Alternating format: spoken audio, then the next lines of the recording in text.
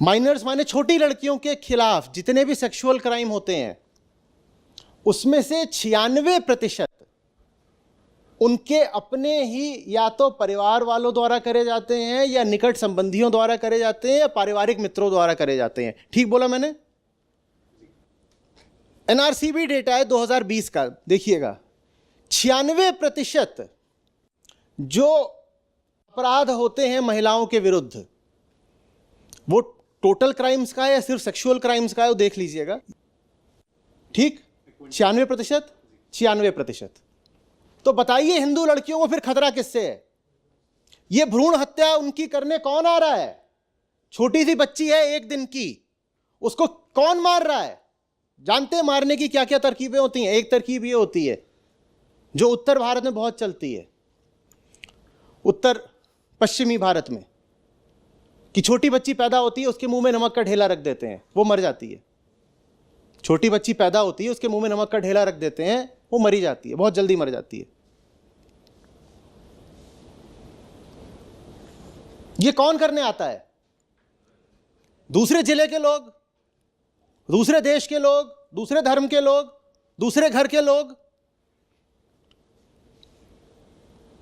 किसी और प्रजाति के दुश्मन हमारे, शेर चीते भालू, वो लोग आके करते हैं सब कुछ। वो बेचारे कहां से करेंगे? शेर चीते भालू तो हमने जिंदा ही नहीं छोड़े हैं। अभी पढ़ रहा था कि कुल मिला करके भारत में भेड़िए बचे हैं 3000। मैंने कहा उनको भेड़िया बोलना छोड़ो ना, भेड़िया कौन है वो तो हमसे पूछो, हम बताएंगे भेड़िया कौन है असली। भारत में कुल मिला के 3000 भेड़िए बचे हैं। लड़की की भ्रूण हत्या करने कोई पड़ोसी थोड़ा ही आता है, न कोई दूसरा देश आता है, न दूसरे ग्रह से लोग आते हैं, उसी के माँ बाप लड़की को मारते हैं। तो लड़कियों को खतरा किससे है, ये बात हम साफ साफ क्यों नहीं मानते?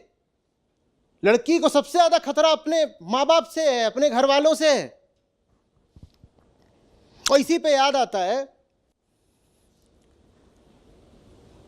भारत में महिलाएं जितनी ज्यादा मेल न्यूट्रिशन, कुपोषण की शिकार हैं, पूरे विश्व में कुछ ही देश होंगे जहां महिलाएं इतनी बुरी शारीरिक हालत में हैं। हर तरह का कुपोषण, डेफिशिएंसीज, एनीमिया, भारत की महिलाएं। खिलाते पिलाते ही नहीं, कहते हैं वो पैसे में इसको खिलाएं क्या, उतने पैसे में इसका दहेज नहीं जोड़ लेंगे। और पढ़ाने की तो बात बहुत पीछे की है। मैं चाहूँगा कि जो कुछ विमेन वेलफेयर इंडिकेटर्स हैं, इंडिसीज हैं ग्लोबल, उनका आप मेरे को किसी समय बताएं, इसको खोज के रखिए कि जैसे जेंडर एम्पावरमेंट मेजर होता है, तो इस तरह का मुझे बताइएगा कि उसमें भारत का स्थान कहाँ पर है। ये दिख रहा है कि बेटियों को लेके और जितनी भी बातें करी जाती हैं उनका महत्व 0.1% भी नहीं है। असली महत्व की बात यह है, और ये बात कोई कर नहीं रहा, ये हमारी अपनी साजिश है, और ये बहुत बहुत खूनी साजिश है हमारी। अपनी बेटियों के खिलाफ हमारी ये साजिश है। बेटियां भी कौन सी, जो गर्भ में है या जो 10 दिन की है, उसके खिलाफ ये साजिश है हमारी कि हम उसकी बात ही नहीं करेंगे। हम इधर उधर की और बातें करेंगे कि मेरी बेटी को यहां खतरा है, मेरी बेटी को वहां खतरा है, इससे खतरा है। जहां असली खतरा है उसकी नहीं बात करते। ग्लोबल जेंडर गैप इंडेक्स है एक, जो हर साल उसकी रैंकिंग आती है। 2022 में 146 कंट्रीज का सर्वे हुआ था। उसमें 4 अलग अलग पैरामीटर्स पर वो रेटिंग देते हैं। उसमें एक पैरामीटर है health and survival. Health and survival 146 देशों का सर्वे है। तो हेल्थ एंड सर्वाइवल महिलाओं के मध्य, इसमें भारत की क्या रैंक है? 146वीं। 146। 146 देशों में महिलाओं के हेल्थ और सर्वाइवल के आधार पे भारत का स्थान 146वां है। और हम बात करते हैं कि हमारी बेटियों को खतरा इधर उधर से है। जिनको हम बोलते हैं न्यूक्लियर फैमिली, नाभिकीय परिवार, छोटे परिवार, उनमें हो रही हैं सबसे ज़्यादा लड़कियों की हत्याएं। क्योंकि उनको क्या करना है कि हमें बच्चे कम रखने हैं, बच्चे कम रखने हैं और बच्चा लड़का ही रखना है। तो लड़की पैदा हुई है तो मार दो, लड़की पैदा हुई है तो मार दो। जो ज़्यादा बच्चे पैदा कर रहे हैं वो लड़कियां नहीं मार रहे हैं, जो कम बच्चे पैदा कर रहे हैं वो लड़कियां मार रहे हैं। ये कितनी अजीब बात है। जैसे जैसे घर में, परिवार में बच्चों की संख्या बढ़ती जा रही है, वैसे वैसे जो सेक्स रेशियो है वो सामान्य होता जा रहा है।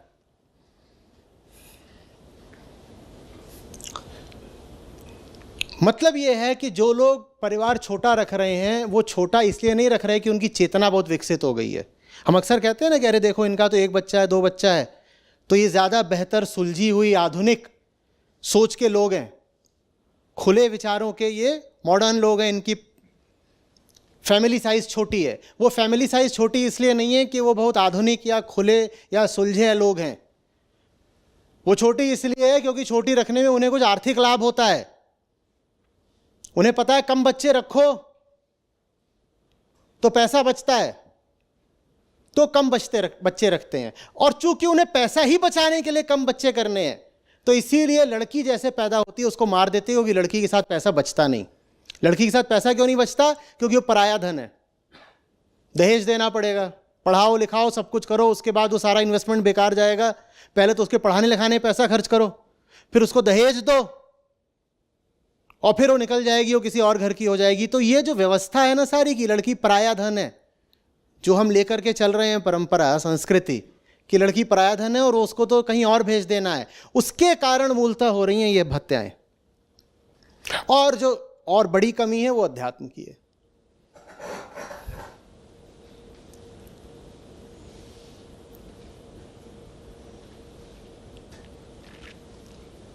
आ रही समझ में बात?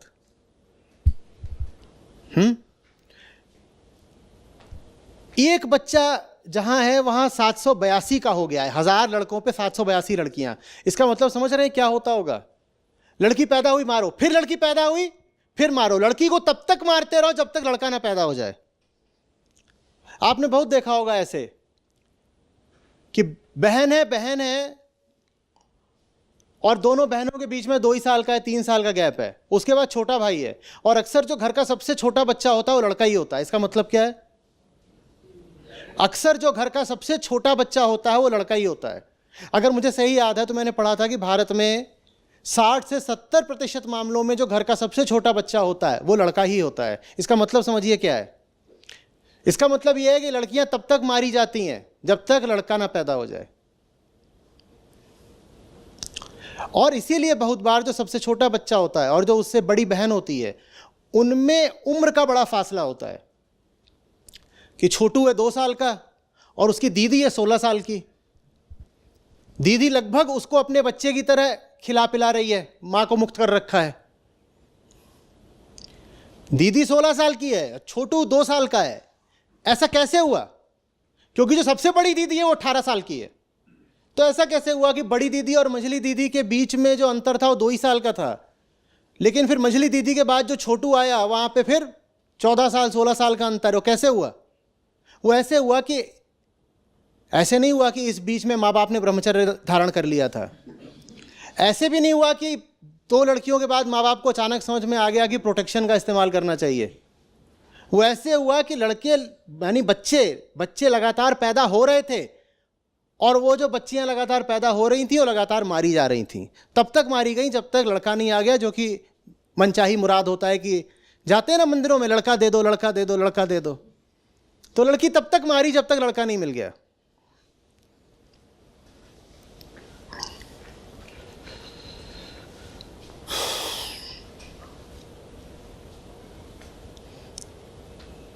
क्या बोलूं इस पे? देखिए, और खतरनाक बात, 2011 का जो आंकड़ा है ये 2001 से नीचे का है।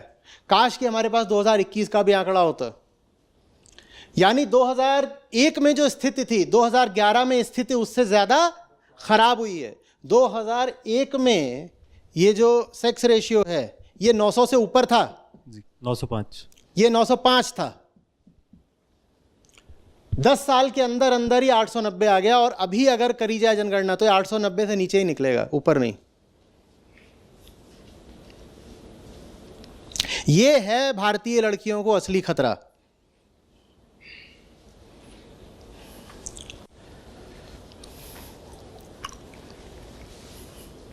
आप बिल्कुल उस परिवार को विजुलाइज कर पा रहे हैं ना जहां ये सब होता है? फिर समझिए, पढ़ा लिखा, कमाने वाला, शहर में रहने वाला, न्यूक्लियर फैमिली, उत्तर भारतीय फैमिली या वेस्टर्न इंडियन फैमिली, ये है वो परिवार जहां पर ये काम हो रहा है। और ये जो आपने रेशियो देखा है ना, ये अंडर रिप्रेजेंटेशन है। मैं बताऊं क्यों? क्योंकि ये नेशनल है। इसमें वो प्रांत भी आ गए हैं जहां पर सेक्स रेशियो बिल्कुल ठीक है, जैसे जितने भी दक्षिण भारतीय प्रांत हैं वहां ये सब कुकर्म नहीं करते वो लोग। इसीलिए तो उत्तर भारतीयों को दक्षिण भारतीय पसंद नहीं आते, वो ये सब नहीं चलता ना वहां पे। तो उत्तर भारतीयों को लगता है कि वो अच्छे लोग नहीं हैं, वो लड़कियों को मारते ही नहीं इतनी, वो अच्छे लोग कैसे हो सकते हैं। तो ये तो नेशनल एवरेज हो गया। सिर्फ नॉर्थ इंडिया का एवरेज लोगे तो वो कितना आएगा, वो 800 से भी नीचे का आएगा। आप पंजाब या चंडीगढ़ या हरियाणा का देख लें तो वो 800 के ही आसपास है, कहीं कहीं पे 800 से भी नीचे का है। महाराष्ट्र का देख लीजिए या राजस्थान या उत्तर प्रदेश का देखिए, सबसे बड़ा प्रांत तो उत्तर प्रदेश है जहां सबसे ज़्यादा ये काम होता है।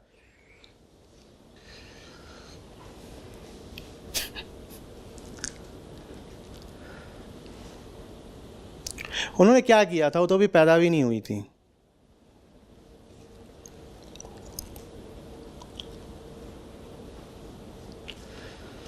उसके बाद इसी क्षेत्र के लोग हैं जिनकी हमने बात करी, जो बोलते हैं कि लड़कियां तो होती हैं पापा की परी।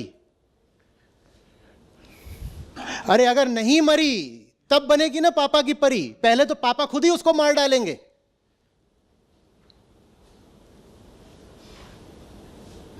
अगर नहीं मरी तो पापा की परी, काहे की पापा की परी। और फिर आते हैं लोग बोलने के यार ये देखिए ये आजकल महिलाएं कितना ज़्यादा अपने अधिकारों का दुरुपयोग कर रही हैं, ये वो। हाँ, कुछ महिलाएं करती होंगी अपने अधिकारों का दुरुपयोग, निश्चित रूप से करती हैं, झूठे मुकदमे भी कर देती होंगी और सब। तो जैसे हर इंसान में बुराइयां होती हैं, औरतों में बुराइयां होती हैं, इसमें इतना शोर मचाने की क्या बात है। शोर मचाने की बात तो ये है ना, करोड़ों की हत्या।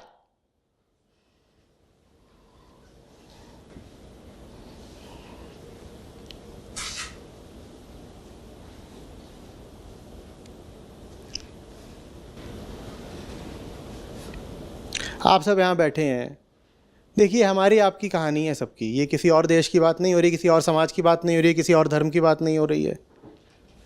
ये सब आपके परिवेश में भी चल रहा होगा। आप में से कई लोग होंगे जिन्होंने अपने ही घर परिवार में, अपने आसपास, अपने मोहल्लों में, अपने परिचय में ये सब होते देखा होगा। आप में से कितने लोगों ने व्यक्तिगत तौर पे इन चीज़ों का अनुभव करा है अपने आसपास कहीं पर? हाथ उठाइएगा। लगभग 3/4 लोगों ने। और वो 1/4 लोग जो कह रहे हैं उन्होंने अनुभव नहीं करा है, मैं आपसे पूछ रहा हूँ आप कितने इनसेंसिटिव हो। आप जहाँ रहते हो, आपके ही घर परिवार, मोहल्ले, सोसाइटी में हत्याएं हो रही हैं और आपका ही मुझे तो पता भी नहीं हत्याएं हो रही हैं, तो क्या आप असंवेदनशील जीव नहीं है? बोलिए। नमस्ते सर, मेरा नाम उपासना पाल है और मैं टीकमगढ़ ज़िले से हूँ। मेरा आपसे सवाल ये है कि जिस टॉपिक पे अभी बात चल रही थी कि लड़कियों की मृत्यु के बारे में, कि जैसे उन्हें पैदा होते ही मार दिया जाता है, कूप में मार दिया जाता है और मतलब उनकी दर ज़्यादा बढ़ती जा रही है, उसे कम करने का कोई उपाय नहीं है, उसे रोकने का? उपाय बताया तो बेटा, जो कमज़ोर होता है पूरी दुनिया उसके ऊपर चढ़ बैठती है। तो मतलब लड़की को खुद अपनी ताकत बननी चाहिए। हाँ, निबल बिछेरुआ 36 रोग, टीकमगढ़ में सुना होगा, नहीं सुना? ये क्या हो गया? निबल बछेरुआ माने कमजोर बछड़ा, और 36 रोग माने 36 रोग लगते हैं। जो कमजोर होता है उसको 36 रोग लगते हैं। कमजोरी सबसे बड़ा रोग है, दुर्बलता से बड़ा कोई पाप, कोई रोग होता नहीं। और आप स्वयं अपने आप को दुर्बल बनाए हुए हो ऐसे काम करके जिनका कोई बहुत मूल्य नहीं है। अच्छा एक बात बताइए, इंसान की हस्ती में, नर हो नारी हो सब इंसान ही है ना, इंसान की हस्ती में ऊंची चीज क्या होती है, चेतना या देह? अब अगर स्त्री अपनी पूरी जिंदगी देह आधारित कामों में ही लगा रही है तो वो ऊंचा जीवन जी रही है या नीचा जीवन जी रही है? फिर से दोहराइए, ऊंचा क्या होता है, चेतना या देह? चेतना ऊंची चीज है, देह नीचे की चीज है। और स्त्री ने अगर ऐसी जिंदगी चुन ली है जिसमें उसकी देह ही देह है, देह ही देह है, तो वो ऊंची जिंदगी हुई या नीची? अब हम कहते हैं कि दो बच्चों में कम से कम 3 साल का फासला हो, यही कहते हैं ना। ये कोई ऐसा ही व्यक्ति बोल सकता है जिसने कभी बच्चे ना पाले हों, या जहां बच्चों की परवरिश हो रही हो उसके निकट ना रहा हो, ध्यान से करुणा से देखा ना हो। जिन्होंने देखा होगा उन्हें पता होगा कि जो 3 साल का ही बच्चा होता है ना, वो बहुत ध्यान खींचता है, बहुत समय मांगता है। बोलो हाँ या ना। 3 साल का कुछ भी नहीं होता। 3 साल का बच्चा लगभग फुल टाइम अटेंशन मांगता है, हाँ या ना। और आपसे कहा जा रहा है 2 बच्चों में 3 साल का फासला, माने आप कब गर्भवती हो गई थी? जब वो बच्चा 2.25 साल का था, तभी तो 2 बच्चों में 3 साल का फासला होगा। अब वो 2.25 साल का बच्चा है और आप फिर प्रेग्नेंट हो गई। 2.25 साल का बच्चा है और आपको बताया गया 2 बच्चों में 3 साल का फासला। और 3 साल का तो आदर्श फासला बोला जाता है, बहुतों का तो 2 बच्चों में 1 साल का फासला होता है। पतिदेव का जोश था। 2.25 साल का एक बच्चा है, आप प्रेग्नेंट हैं, आप जिएंगी कैसे? आप लगातार शरीर बन के ही तो जी रही है ना। और हमने कहा चेतना ऊंची होती है, देह नीची होती है। आप लगातार देह बन के ही तो जी रही हैं। और जो बच्चा है आप लगातार जिसकी परवरिश कर रही हैं, वो भी चेतना है कि देह है? कुल देह भर है। और दिन भर उसकी देह की देखभाल करनी, आप भी देह बन जाती हो। बच्चे में क्या चेतना होती है? देह होता है। लगातार आप एक बॉडी की केयर कर रहे हो, बॉडी की केयर कर रहे हो, आप भी बस बॉडी बन गए हो।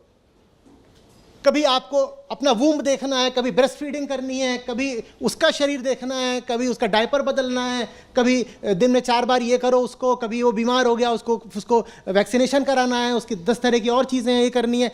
इसमें कॉन्शियसनेस है या बॉडी है? सिर्फ बॉडी ही बॉडी है।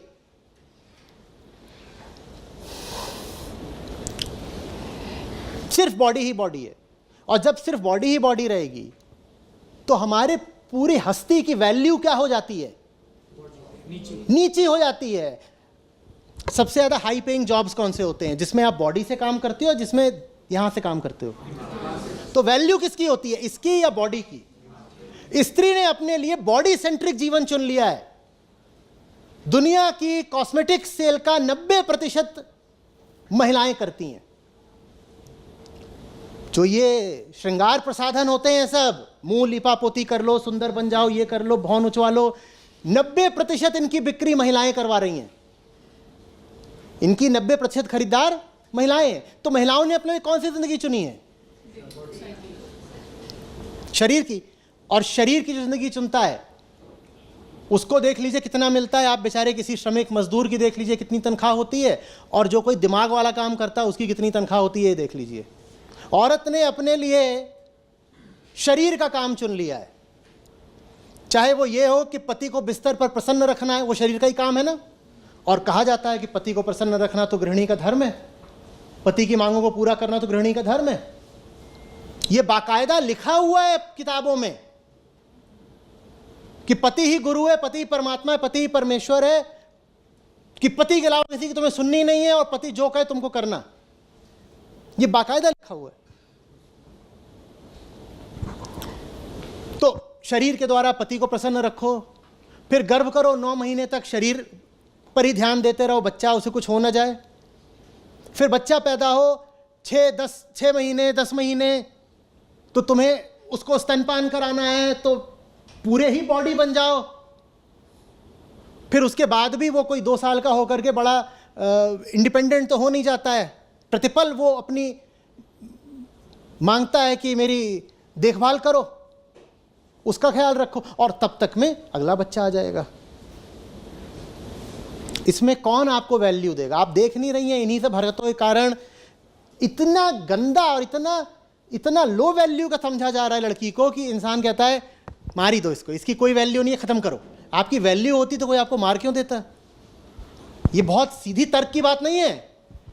आप अपने किसी ऐसे सामान को फेंक देते हो जिसकी वैल्यू ना हो। लड़की का आना ऐसा है जैसे मान लीजिए आपके घर में कोई कुरियर आ रहा है, कोई डिलीवरी करने आ रहा है आपके घर में। कुरियर डिलीवरी, उसको भी डिलीवरी बोलते हैं ना। कोई कुरियर आ रहा है, वो डिलीवरी देने आ रहा है। तो एबॉर्शन, फीटिसाइड, ये सब ऐसे हैं कि वो कुरियर आए, आपने कहा मुझे डिलीवरी, ऐसा आप कब करोगे? जब आपको पता है कि जो चीज़ लेके आए हो 2 कौड़ी की है, तभी तो बोलोगे वापस ले जानी चाहिए।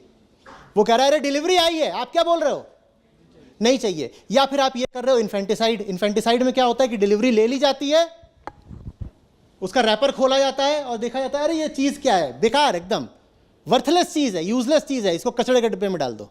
और यही क्या आता है इन्फेंटिसाइड में ना, वो जो इतने छोटी छोटी लड़कियां होती हैं, वो मालूम है कहाँ मिलती हैं? अस्पतालों के पीछे मिलती हैं, कचरे के ढेर में, कभी डस्टबिन में मिलती हैं, कभी नदी किनारे मिलती हैं, कभी कहीं मिलती हैं, कहीं उनको कुत्ते नोच रहे होते हैं, इतना सा होगा उसको कुत्ते नोच रहे हैं।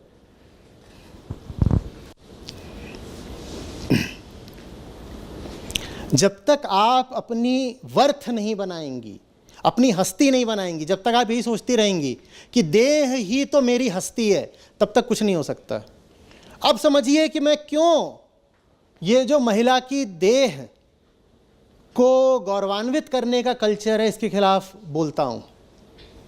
जितना ज़्यादा ये बताया जाता है ना कि अरे वाह कितनी सुंदर है, उतना ज़्यादा उसको क्या बनाया जा रहा है?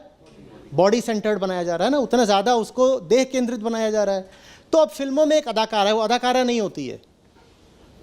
अगर कोई फिल्मी एक्ट्रेस है तो 99% संभावना यही है कि वो रूप रंग और देह की ज़बरदस्त होगी। ऐसे ही तो होता है। आपको शायद 1% भी अभिनेत्रियां ना मिलें जो दिखने में आकर्षक ना हो, और अगर ऐसी होंगी तो उनको बहुत अच्छे फिर रोल नहीं मिलते। तो आप एक फिल्मी हीरोइन को भी देखते हो तो आपके मन में भाव क्या डाला जा रहा है? मेरी पूंजी शरीर है, और वही चीज जाकर के फिर हत्या बनती है। लेकिन जब आप एक फिल्म देखते हो और उसमें एक औरत आइटम नंबर कर रही होती है, तो क्या ये कभी आपको कौंधता है कि ये फीटिसाइड है? वहां जब आइटम नंबर चल रहा है, क्या आपको ये बात उस वक्त कौंधती है कि ये भ्रूण हत्या हो रही है? अब क्योंकि इसने क्या करा, औरत को क्या बना दिया? शरीर बना दिया, और शरीर बनाते ही भ्रूण हत्या शुरू, क्योंकि शरीर नीची चीज है और नीची चीज को तो फेंक दिया जाता है, या कम से कम इस्तेमाल के बाद तो फेंक ही दिया जाता है। नमस्ते सर। सर इन्हीं का इनसे रिलेटेड एक मतलब मैं क्वेश्चन पूछ रही हूँ। जैसे सर बचपन से ही सर सब बोलते थे, मुझे मतलब छोटा सा मैं अपना बता रही हूँ कि ये सुंदर लग रही है, सुंदर लग रही है। तो सुंदर सुंदर करते करते तो यहाँ लिपस्टिक लगाना, ये सब मेकअप करना, तो ये सब हो गया था। बट मेरी बॉडी में हमेशा एक इरिटेशन रहती थी कि, और उसके बाद सांस के इश्यूज़ हो गए थे ये सब। तो उसके बाद से सर दिल्ली में मतलब जब कॉलेज के बाद मुझे थोड़ी स्ट्रेस रिलेटेड इश्यूज़ हुई, तब मैंने मेडिटेट करना स्टार्ट किया।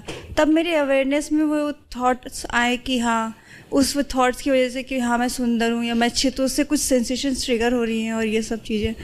फिर आपसे सर मतलब आपको सुनना शुरू किया, तो आपने सारी बातों को काटा कि किसी चीज़ को हम मान लेते हैं तो उसका प्रभाव पड़ने लगता है। तो अभी भी इस चीज़ पे हूँ, लेकिन काफ़ी हद तक मेरा मन शांत है।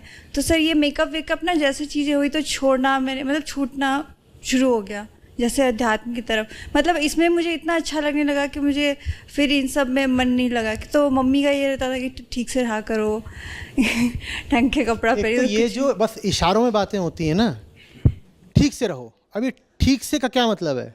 जैसे वहाँ आपको बोलना चाहिए डिफाइन। हाँ, डिफाइन, ठीक से की परिभाषा बताओ। और लड़कियों को इसी तरह के इशारों में बातें बोली जाती हैं। कुछ पहनने की कहीं ठीक करो। नहीं, ठीक माने क्या होता है? पूछो, ठीक माने व्हाट? ठीक माने क्या? वैसे ही कह देंगे वो ना उसका चाल चलन ठीक नहीं है, और ये इशारे में ऐसा बोल दिया लगता है सब कुछ बता दिया। नहीं, क्या चाल चलन माने क्या? चाल चलन माने क्या एग्जैक्टली क्या? डिफाइन करिए, परिभाषा दीजिए, ये पूछा करो।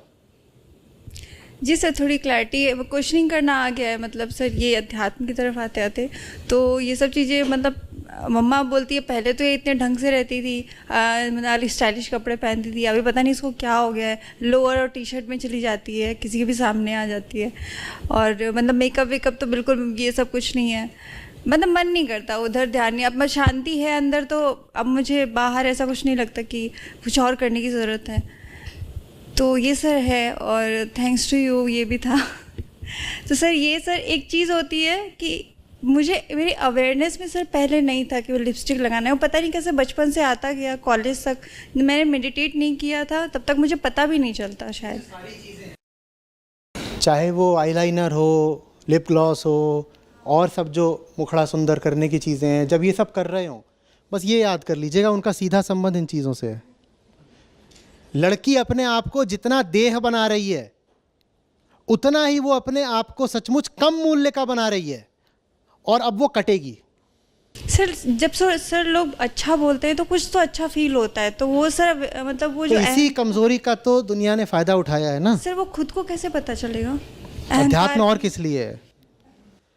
हाँ, गीता कोई मैंने थोड़ी लिखी है, इतनी सदियों से है।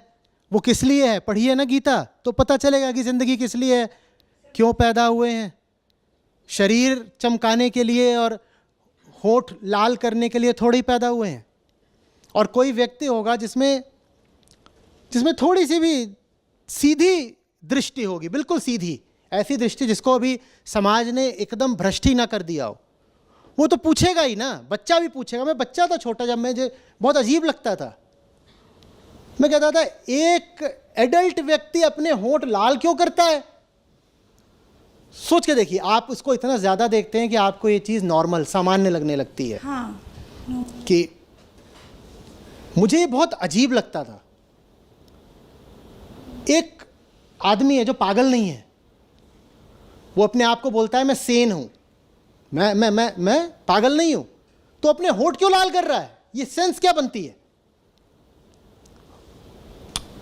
और अगर आपने अपनी देह को ठीक रखा है, अपना स्वास्थ्य ठीक रखा है, खाए पिए हो, खेले कूदे हो, तो होठों पर तो एक प्राकृतिक लाली होती ही है। उसके ऊपर से घिस क्यों रहे हो? ये मुझे बहुत छोटे क्यों हो रहा है, नहीं समझ में आता था मुझे। क्यों कर रहे हो ये? सर ये सर मैंने मेडिटेशन के बाद ही स्टार्ट करा पूछना अपने आप से, अवेयरनेस में थोड़ी आई मेरे। और ये जितने काम करे जाते हैं ना, इनमें से बहुत सारों के तो सीधे सीधे सेक्सुअल मीनिंग होते हैं। महिला अपने आप को तैयार कर रही होती है पुरुष के कंजम्पशन की चीज बनने के लिए, बॉडीली कंजम्पशन की। और बॉडी के कंजम्पशन के लिए आप मांस बनोगे, तो मांस का तो आपको पता ही है ना क्या होता है। मांस चबा के हड्डी फेंक दी जाती है। फिर क्यों ताज्जुब है कि औरतें काटी जा रही हैं? औरत को जब बचपन से ये प्रेरणा दी जाती है, शिक्षा दी जाती है कि तुम अपने आप को मांस की तरह तैयार करो, लुक अट्रैक्टिव टू मेन, तो उनको पता नहीं है क्या कि क्या होता है उन एनिमल्स का जो मांस के लिए ही बड़े करे जाते हैं। उनका स्लॉटर होता है, ये रहा स्लॉटर।